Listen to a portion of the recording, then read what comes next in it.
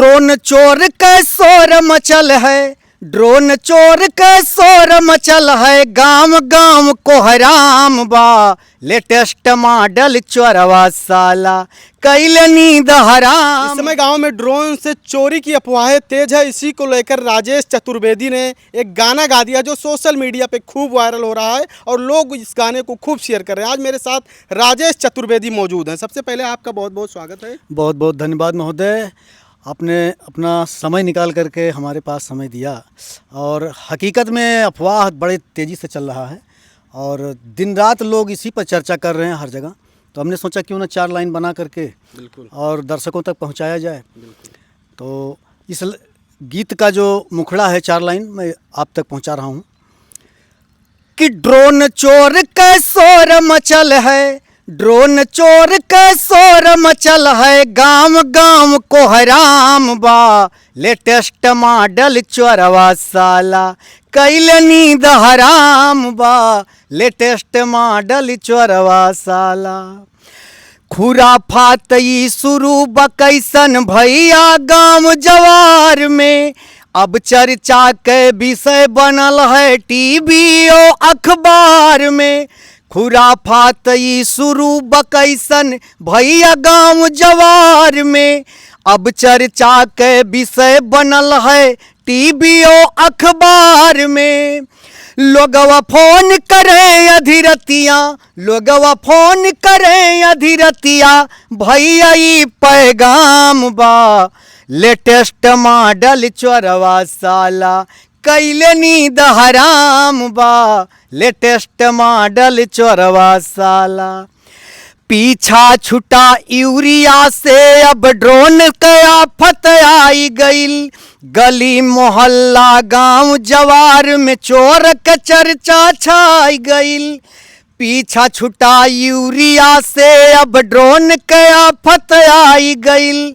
गली मोहल्ला गांव जवार में चोर के चर्चा छाई गईल। भैया बाबू काका सबके, भैया बाबू काका सबके धड़कन बेलगाम बा। लेटेस्ट मॉडल चोरवा साला कैले नींद हराम बा। लेटेस्ट मॉडल चोरवा साला बात समझ में तनिक न आवे, ड्रोन चोर के शोर है। लोगवा परेशान रतिया भर, बात कहीं कुछ और है। बात समझ में तनिक न आवे, ड्रोन चोर के शोर है। लोगवा परेशान रतिया भर, बात कहीं कुछ और है। हर दिन नया बखेड़ा होला, हर दिन नया बखेड़ा होला, कैसन इंतजाम बा।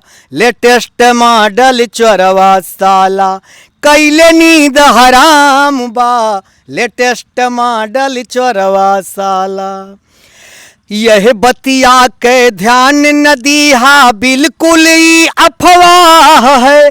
शांति व्यवस्था बनी रहे ई प्रशासन के चाह है।